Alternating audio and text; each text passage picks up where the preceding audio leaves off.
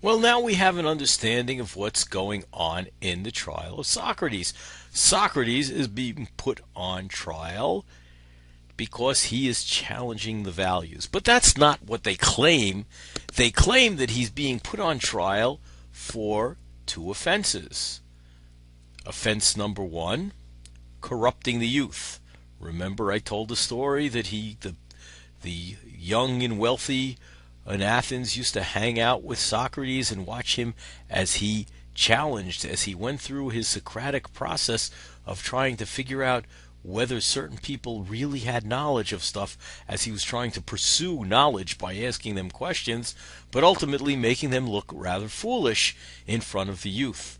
So they put him on trial for, first of all, corrupting the youth, and second of all, more importantly, denying the gods. Okay, so the question is, how do these trials proceed in ancient times, in ancient Greece, in Athens? And I should mention, the account that I'm giving you is based on one of Plato's dialogues called the Apology. And what the Apology is Socrates' defense, and he starts addressing the men of Athens. Remember, everybody who was a citizen back in those days was a man, and in fact there were a lot of people who were slaves. So even though they're talking about as citizens, it was really maybe 10% of the population of Athens who were citizens. And here's the way trials were conducted, kind of the way their democracy was conducted. That is, there were 501 jurors, all citizens of Athens. And there was phase one of the trial to decide, is he innocent or is he guilty? Guilty of corrupting the youth, and more importantly, denying the gods, blasphemy. And it was very critical in those days because there were a bunch of other trials that were to which people were subjected,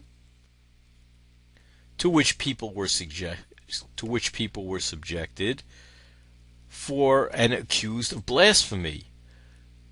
The charge of murder, for example, was not a charge of you against the state, but it was against you, against the gods.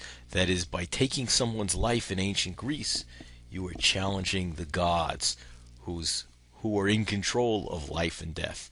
So phase one of the trials decides innocent or guilty. Phase two is the penalty phase. And actually, while our criminal procedures in the United States don't work this way, or in the state of New York, our civil procedures do. That is, first they make a decision whether somebody's at fault or not, and then they decide what the penalty phase is. So first they're going to decide if Socrates is guilty of blasphemy, denying the gods, and corrupting the youth. And he gives an impassioned speech, but not trying to persuade the people, but rather not using rhetoric, but rather telling them the truth. So the trial goes along, and keep in mind, if you can tell to this point, it was kind of a trumped-up charge. That is, there was the whole political motivation. This was just trying to get even with Socrates and trying to clip his wings, so to speak, so he couldn't fly around, make fun of everybody anymore. So phase one, we have the question of innocence and guilt, and phase two, the verdict. And the way the penalty phase works is the prosecution proposes a penalty, and then the defendant proposes a different penalty, and the jury decides between the alternatives which one to get.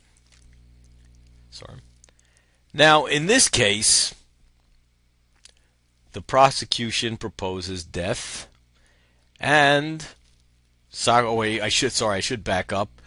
It's not a surprise. I did mention that we're talking about Socrates' execution, so Socrates is found guilty, although he's very surprised. His defense is really no apology whatsoever. He's not at all apologetic, but it's rather a good defense. He claims that he has done nothing that he's been accused of. He hasn't corrupted the youth. He's not a teacher. He doesn't take money for teaching. And he hasn't denied the gods, and oftentimes he's talking about this conscience that he has, this little god that talks to him and prevents him from ever doing what's wrong. So the other reason that they're after Socrates is not only is he making fun of everybody, but he's quite self-righteous that he's the one that's pursuing virtue, that's pursuing knowledge, and everybody else isn't. So as a penalty, it's usually a capital case. It's blasphemy, denying the God, so the prosecution proposes death. Socrates first proposes, well, he makes a few proposals that are tongue-in-cheek, one of which is that he should be brought to the same place that Olympic heroes are brought after the games, and they're given rewards, feasts, nice place to live, etc. And ultimately, the jury, well, ultimately he suggests that perhaps a small fine, but one penalty he's not interested in. He rejects the idea of taking a penalty of banishment. And by the way, the reason this is kind of relevant is one of the pre-Socratics, one we didn't spend any time on this semester, but Anaximander, excuse me, not Anaximander, Anaxagoras was put on trial during years earlier, maybe 30 to 50 years earlier, when Pericles was running Greece, and he was banished from Athens at that point.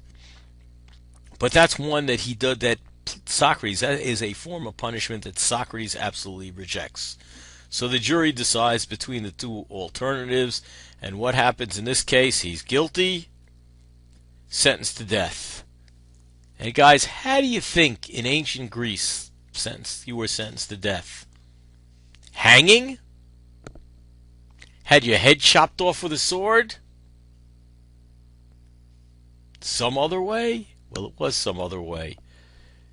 You were given poison, the hemlock, to drink, and that's what Socrates is sentenced to. And that is what he is taken away at the end of the trial. Trial lasted about a day. And though I should have mentioned, the way it works is everybody gets to vote. Surprisingly, he only lost by a margin of about 30 votes in the first phase. But it was more or less unanimous once he was found guilty that he be put to death. And that takes us to the next step of the story, the next part of the story, which is found in a dialogue that Plato has called the Crito. And there's a certain interesting fact about Socrates that we'll learn by taking a look at what goes on in the dialogue, the Crito.